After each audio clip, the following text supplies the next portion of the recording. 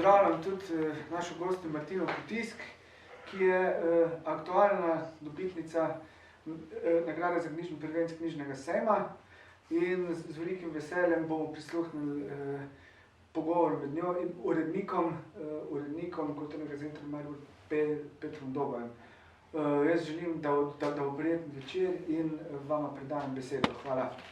Hvala lepa, Matej. Gregor, mikrofona vidim, da nimaš gor na kameri. Hvala lepa, Matej. Hvala lepa Društvu slovenskih pisateljev. Martina, hvala lepa, da si se nam pridružila danes. Ja, hvala za povabilo. Martina Potisk, ti si pesnica, ti si literarna kritičarka. Kaj si najprej? Najprej sem predvsem bralka, ker že zelo dolgo časa, sem že od kar malega zelo rada berem knjige in sem v bistvu, lahko rečem, pravi knjižni mor. Je to nujno povezano? Je to tisti naslednji korak od bralca, da se odločiš za neko, ne vem, analizo? Ja, pač že v času študija sem se začela ukvarjati z literarno kritiko, predvsem zaradi tega, ker se mi je zdelo, da je nekako nujno, da neke svoje misli o določenih knjigah tudi zapišem. In potem pač je nekako so prišla povabila tudi s te in one strani za objave teh mojih zapisov. In potem se je pač ta pot nekako začela v bistvu razvijati samo od sebe praktično. Nisem nekaj posebej razmišljala ali pa se zavestno to nekako usmerjala. To je tako spontano prišlo zraven študija in vsega ostalega in pač me je tudi pritegnilo in potem sem nekako ostala na tem in se še tudi zdaj s tem ukvarjam. Pač tudi še kar intenzivno. Tudi si dobitnica Stritarjeve nagrade za literarno kritiko. To je bilo katerega leta? 2019. Mislim, to je Stritarjeva nagrada sigurno neki pozitivni odziv, gledam nasprotno, so tudi negativni odzivi. Ja, določeni avtorji se recimo ne morejo soočiti ali pa ne sprejmejo negativnih pripomb recimo, pa ne zelo negativnih, ampak določeni pač pričakujejo, da je vse, kar napišejo, dobro sprejeto, hvaljeno in potem pač nekateri tega kritike kot take, niti predvsem negativnih pripomb, ne sprejmejo dobro in potem se zna zgoditi, da tudi kakšen avtor kdaj kakšen mail napiše ali kaj takega, to sem tudi že doživela, ampak se mi zdi, da pač nisem temu posvečala neke posebne pozornosti. Se mi zdi, da pač ljudje smo različni, eni določene stvari sprejmejo tako, drugi pa pač drugače in jaz za tistim, kar napišem, vedno stojim in pač poskušam tudi utemeljiti že v sami kritiki svoja stališča, pač z nekim spoštljivim odnosom do avtorja. Se mi zdi, da je pač to tisti pravi način, tudi da je takih primerov čim manj, se pa dogaja tudi.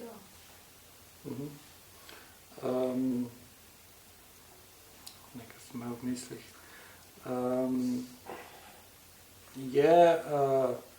Kritika je sigurno dialog z nekim objavljenim delom. Je kritika tudi dialog izven tega objavljenega dela? Je to dialog z avtorjem v okviru, ne vem, nekega pogovora, pa potem nastane kritika ali je za tebe to izključno z nekim zaključenim delom? Pa ne vem, mislim, da je vsako delo nekako vpeto v družbo, v neke okoliščine in mislim, da je bolj kot tistim avtorjem, če ni ravno neko avtobiografsko delo, da je bolj mogoče kot z avtorjem to dialog z samim časom, z obdobjem, v katerem je tisto delo nastajalo. Pač v vsaki kritiki tudi sem poskušala nekako, pa še poskušam nekako širšo sliko to zasledovati. Predno smo mi objavili tvojo pesniško zbirko 1 na 1, smo objavili tudi tvoje doktorsko delo v obliki znanstvene monografije z naslovom Medkulturnost v sodobnem slovenskem romanu. Prav povedal? In sodobni slovenski roman. Medkulturnost in sodobni slovenski roman. Mogoče kaj o tem delu, to je v bistvu, lahko to smatramo kot neko razširjeno kritiko ali... Ne, to je znanstveno delo, to ni literarno delo, tudi karkoli drugega, ne. To je pač raziskava, ki je nastala na podlagi moje dizertacije. To je v bistvu dizertacija v skrajšani obliki, malo prirejeni za neko širše bralstvo, širšo publiko, no. Bolj preprosto pa poljudno so določena mesta potem preoblikovana. Mogoče vsebinsko, katerim romanom si se posveča, katerim delom? Ja, to pa so bili romani od leta 1991, pa mislim, da do leta 2014 ali 2015, to je bilo neko obdobje. Romani so pa bili zelo veliko, jih je bilo, mislim, da prek 30 ali blizu 40 vseh. V tej monografiji so nekateri spuščeni, v sami dizertaciji jih je bilo še več. Izbor si verjetno sama naredila? Ja, izbor sem sama naredila. So pa to pač romani vseh generacij, ne od starejše do srednje mlajše generacije pisateljev in pisateljic, čisto različno, od Marjana Tomšiča do Gabrijele Babnik. Jih je zelo veliko. Vsak pač je predstavljen z enim romanom v tej monografiji. In s tem, da pač so tudi navezave še na njihova preostala dela. Poudarek je pač na medkulturnosti, na stikanju kultur, kako so pač različni pisatelji iz različnih generacij to medkulturnost tematizirali, pa tudi jo nekako problematizirali tudi v današnjem kontekstu. Mogoče čisto taken kratek primer, mogoče kak izpostaviš katerega avtorja, pa če se ti zdi smiselno, ali je že predaleč nazaj morda. Ja, to so različne, zelo različne podobe, ne vem, recimo omenila sem Tomšiča, on je recimo govoril o teh Aleksandrinkah, ne, ki so pač potovale v Egipt, potem Gabrijela Babnik, svojo tipično pač to tematiko med različnimi kulturami, Slovenka pa Afričan, to razmerje. Potem so pa tudi še drugi avtorji zastopani. Sicer sem se pa bolj osredotočila kot na samo vsebino, bolj na strukturni vidik tega, ker sem recimo opazovala, na katerih ravneh vse se medkulturnost pojavlja, ne. In potem recimo je bilo ugotovljeno, da se pač pojavlja na ravni prostora, potem tudi na ravni literarnih oseb in pa medbesedilnosti, tudi prepletanje recimo različnih literatur. Se pravi kot neka vplivi iz drugih kultur v samo vsebino. Ja, tudi, ja. Tudi čisto tako strukturno, recimo kot citati, potem naslombena druga literarna dela, omembe nekih likov iz tujih kultur, tudi ne nujno iz literature, ampak tudi recimo iz kakšnih oper ali pa tudi likovne umetnosti, pa čisto različno.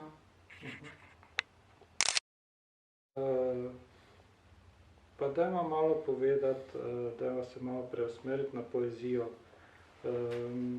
Kdaj si začela pisati poezijo, kdaj si začela objavljati?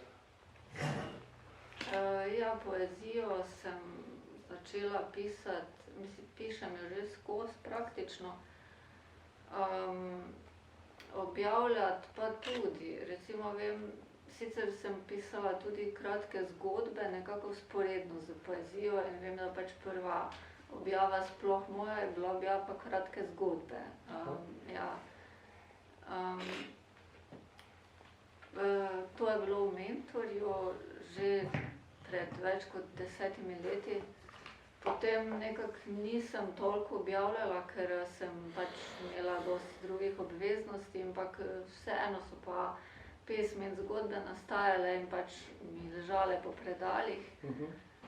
Potem pa sem nekako čez čas to začela prebirati in se mi je zdelo, da bi pač malo spremenila in dala v objavo in potem sem začela to objavljati po raznih literarnih revijah, recimo nekje pred kakimi 4 leti bolj intenzivno, recimo v Poetikonu, Apokalipsi so bile objave. Potem pa se je to nekako tako nabralo vse skupaj, da je bilo dovolj za eno zbirko in to sem potem pač združila v tej zbirki. Koliko si se povezovala tak znotraj sebe kot kritičarka, kot pesnica, si bila huda kritičarka do sebe? Pa niti ne, ker ko pišem v prvem... Težko se je postaviti z ene vloge v drugo, ja, ne?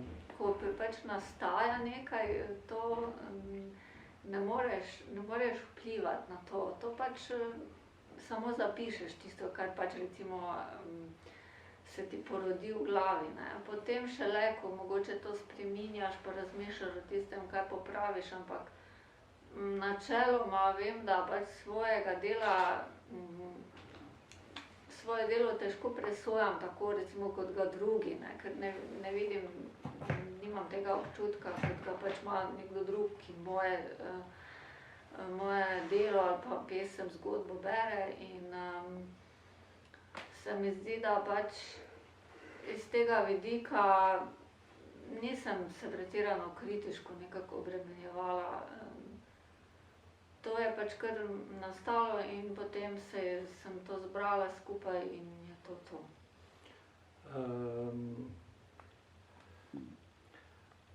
V tej zbirki rekla si, da so nastajale pesmi dlje časa, ampak vseeno jaz v tej zbirki vidim zelo neko formo, ki je zelo enotna. V bistvu ne bi rekel zdaj, da je vpeta v neko zelo strogo strukturo, ampak je nekako, ne vem, so zelo povezane med sabo, se mi zdi. Ja, določene pesmi so nastale kot ena pesem, pa sem jih pač potem razbila na več delov tudi, ker se mi je pač zdelo z vidika same strukture, da ima to potem nek boljši učinek. Ja, drugače pa se mi zdi vedno pomembno pri knjigah tudi nasploh, da pač imajo vtis neke celote, da ni recimo nekaj napisano v takšnem stilu, nekaj pa v drugačnem. In pač potem sem izbrala tak stil, ker se mi je zdelo, da to nekako še najbolj sodi k sami vsebini. Zdelo se mi je, da se nekako najbolj poklopi to skupaj, no. Ja, pač zdi se mi pomembno, da ima vtis neke koherentnosti celotno delo, ja.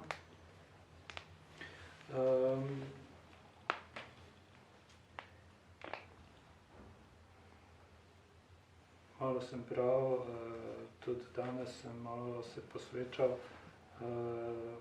zapisom na spletu, odzivom glede tvoje zbirke, pa sem bral tole od Jožeta Štucina, recenzija.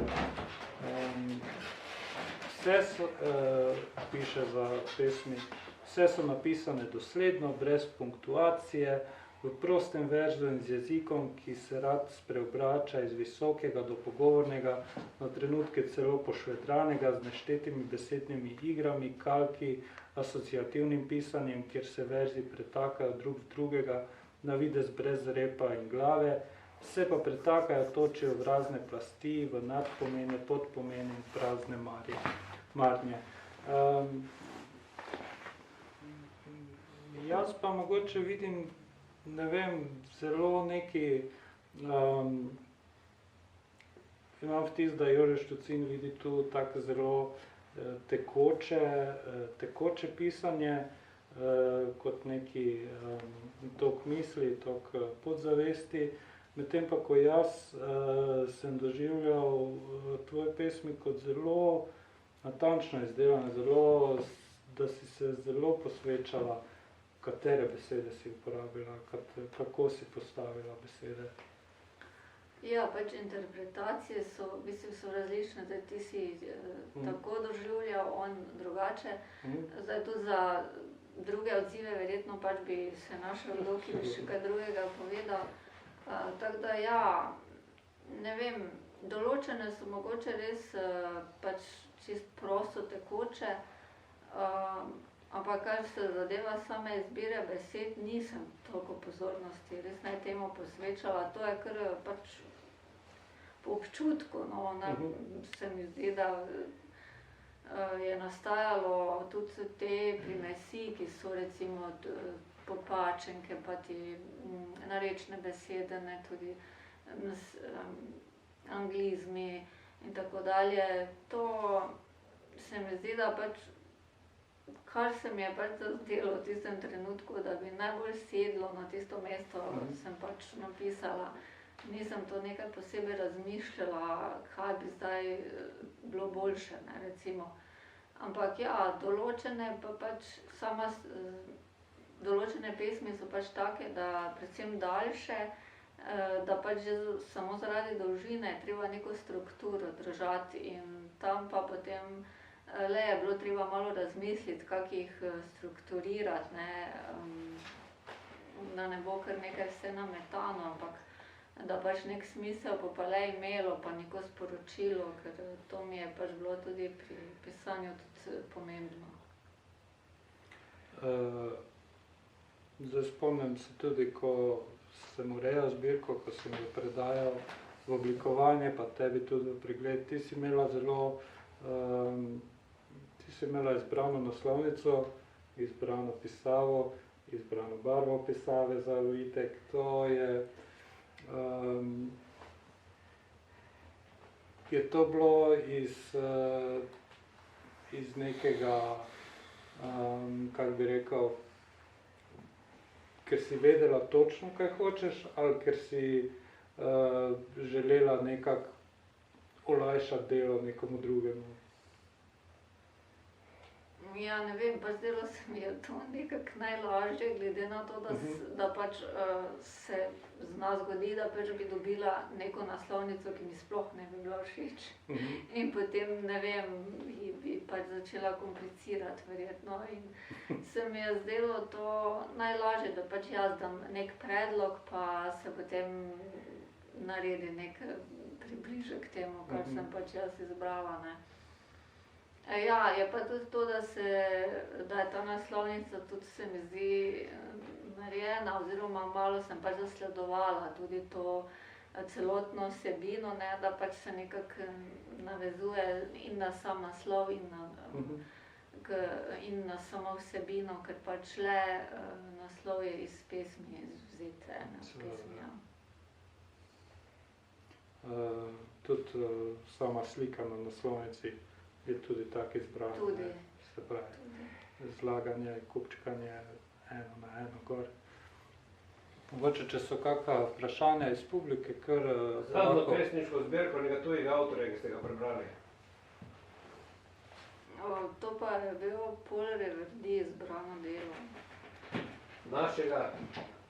Našega, to pa je bil Janez Menac izbrano delo. Hvala. V utemeljitvi strokovne komisije za izbor prvenca leta, strokovno komisijo, ki si jo prepričala za tvojo pesniško zbirko, piše Martina Potisk gre do roba in čez do ekstrema, v katerem ta samoironija oziroma skrajni cinizem postane totalna spaka, performance oziroma inštalacijska varovalka pred kolapsom obstoja, glumljenje gljive, ironija ironije in s tem šele zares razsežnost pošastne resnice. Z vso to radikalno držo ne more izničiti čisto preprostega dejstva, smrtnega greha poetike, patetike, da namreč misli resno.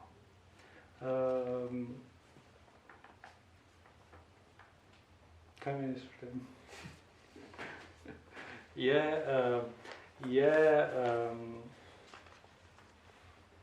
Dosti samoironije si z namenom uporabljala ironijo v takem smislu? Ja, ironija je do določene mere seveda namenoma uporabljena. Se mi zdi, da pač je to nek način, kako preiti neko situacijo, kot sem že pač v nekem drugem intervjuju povedala, na katero dejansko nimaš nekega vpliva ali pa na neko situacijo, ki se odvije brez tega, da bi ti kakorkoli lahko posegal vanjo, potem pa vseeno se ne izteče ravno po nekih tvojih pričakovanjih in na to se pač po mojem mnenju da zanimivo odzvati z ironijo, ker tudi vidiš drug zorni kot na nek način in se odprejo tudi nova gledišča in seveda je do določene mere ironija pač uporabljena tu zavestno, do določene mere pa je pač to nek modus operandi, no, bi rekla, tega pisanja zdaj, ki je pač tukaj nastajalo in se zbralo skupaj. V tej obrazložitvi komisije je tudi bilo zapisano, da v bistvu s to pesniško zbirko si prodrla v nek sam vrh neke postmoderne poezije, ki je prej bila samo v domeni moških pesnikov, čeprav parafraziram, mogoče ti spomniš, če sem prav povedal. V glavnem se ti zdi, da pri nas še vedno veljajo, kako bi rekel, pesniki, da so bolj cenjeni kot pesnice, da gre tu za neko vlogo med moškimi in ženskami, neki, ne vem, boj med spoloma. Pa ne vem, no, ja, pač ne vem. To je tako vprašanje, do katerega se pač nekako ne opredeljujem. Najbolj, ker se mi zdi to neko ločevanje tudi popolnoma nepotrebno ali pa opozarjanje na to, na eno in drugo stran, ki je pač šibkejša. No, ja, komisija je pač zapisala, kot si rekel, tisto v temeljitvi. To je pač pogled komisije, njihovo mnenje in se mi zdi čisto legitimno so to napisali. Kar zadeva samo neko to razmerje, pa se mi zdi, da pač saj so tako pesniki kot pesnice v zadnjem obdobju, kar oboji so kar slišani, s tem, da mogoče pač pesnice obirajo neke druge teme kot pesniki in potem mogoče zaradi tega se pač pojavi ta občutek, da niso nekako v ospredju, ampak ne gledam jaz na to na ta način, no, da bi morala zdaj, ne vem, se kot pesnica v neko moško družbo siliti, ne, ali pa na ta način. No. Tudi ne razmišljam na tak način o tem pač. Zdi se mi, da vsak pač ali pesnik ali pesnica, a pač po nekih svojih merilih, svojih kriterijih recimo ustvarja in potem, ko delo izide, pa tako ali tako javnost tista, ki potem odloča, pa bralci o tem, kako bodo delo sprejeli, potem tudi sama recepcija, kritik in vse ostalo. Se mi zdi, da se to na nek način v zadnjem obdobju kar izboljšuje, no. Recimo. Martina, začela sva s tabo kot bralko, malo smo se sprehodila po tej poti tebe kot kritičarke in tebe kot pesnice oziroma tudi prozne pisateljice. Zdaj, tu vidim, da si ti v bistvu od bralca naprej ubrala obe možni poti, kako se bralec realizira v neki literaturi in kot sam ustvarjalec in pa kot neka analitičar nekega prebranega.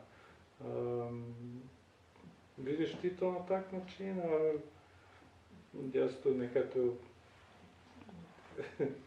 govorim iz nekih? Ne, saj imaš prav, recimo, ne. Že ko sem pisala literarno kritiko, ne, se mi je vedno zdelo zanimivo videti ali pa imeti izkušnjo tega, kako je, če si na drugi strani, ne, recimo kot avtor, kot literat. In sem nekje v ozadju vedno imela to razmišljanje, da bi me ta izkušnja bi me zelo zanimala, kako je pač doživeti vse te odzive, ki jih tudi jaz navsezadnje sem dajala tem avtorjem. In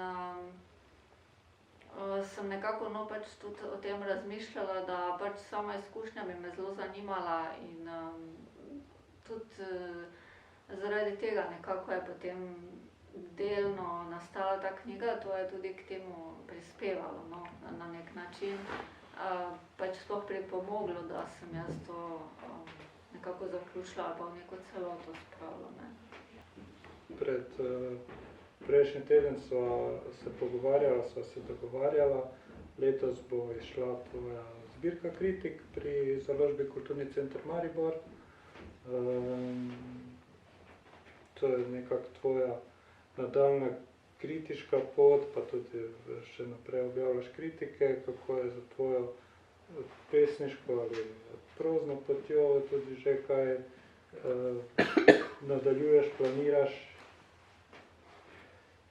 Ja, to zdaj sigurno, da nastaja tudi sproti, ampak za tisto se mi zdi, da pač je le potreben nek čas, to ne more nastati od danes na jutri, ne.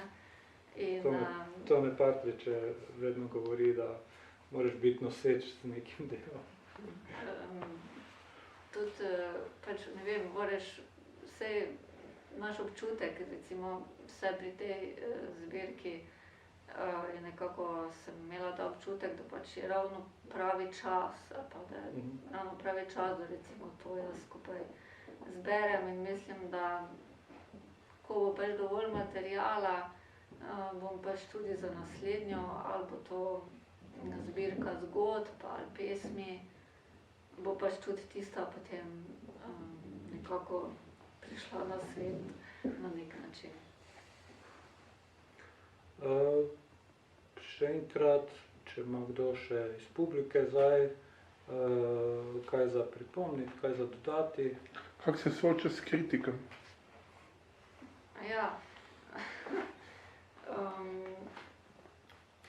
ne vem, mogoče zaradi tega, ker sem pač toliko časa pisala kritike, pa jim nekako ne posvečam pretirane pozornosti, no, če bo pravici povem. Dejansko pa to ne pomeni, da pač jaz se kot kritičarka nisem poglabljala v tista dela, ampak vem, kako drugi to pišejo, ne, in zaradi tega tudi vem, za določene osebe, ki pišejo kritike, dejansko z literaturo nimajo kaj dosti skupnega, ampak so čisto druga področja, tudi študirali in tudi prihajajo iz drugih področij, nenazadnje. In se mi zdi, da pač neko znanje ali pa more le biti, pa neko vedenje o književnosti ne more kar vsak začeti kritike pisati. In ne, s kritikami se pač ne obremenjujem, niti ne vem, če sem vse zapise v svojih zbirkih sploh prebrala, mislim, da ne sploh. Pa to me niti ne zanima, mislim res ne, da bi prav brala recimo, kaj drugi napišejo. Mislim, vedno me zanima odziv, recimo, če mi kdo napiše kaj po mailu ali pa če mi osebno kdo kaj sporoči, pa lahko je to dobro ali pa slabo, kakršnokoli, mislim, ali pozitivno ali negativno mnenje. Ampak same kritike sem bolj zadržana do njih, no niti, mislim, da sem eno, mogoče, če sem prebrala, ampak še tisto sem prenehala po, ne vem, kratkem, mislim, na prvem odstavku. Ne vem, ni mi to toliko pomembno, kaj recimo kritiki pravijo, ne, tak. Bolj mi pomeni, da pač nekdo kar od, ne vem, znancev, kolegov, da mi pač kar neko svoje mnenje pove, ali takšno, drugačno. Prej ste rekli, da je ena vaših tem ženska v družbi, kako se v tej zbirki to močno kaže ali ne? Tukaj ni prisotno. Ja, to je odvisno zdaj, mislim, to vi zdaj sprašujete, če se kaže ali moje mnenje o tem? Ne, če se kaže, ja. Ja, če se kaže. Ja, je določen poudarek tudi na tem, ja. V določene pesmi so nastajale so z tem namenom, da bi to bilo izpostavljeno, zdaj koliko se pač to je uresničilo, to pač mislim, da je na bralcih, da presodijo, ampak ja, je v določenih pesmih poudarek na tem tudi.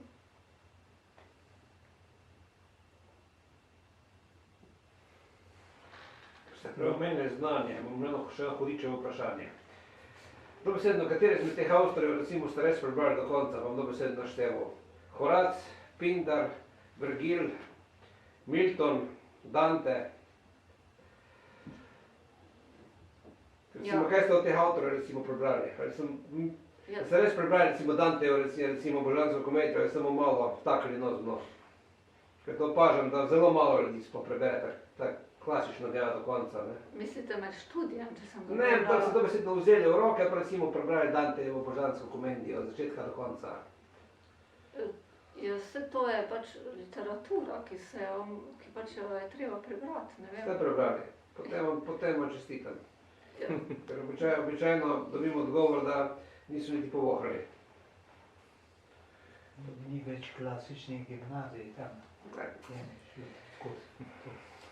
Je pač osnova, ti moraš pač poznati osnove, bom rekel, svetovne literature in res prebrati, ne moram jaz na pamet nekaj fantazirati, recimo, če nisem nikoli Goetheja prebral, ne. Goethe, recimo, Faust je temeljno delo evropske literature, ampak to ne berejo. In recimo, ne je rekel nekoga, ki je končal primerjalno književnost, pa je rekel, jaz nikoli Danteja ne prebral, kaj je dolgočasen. Konec.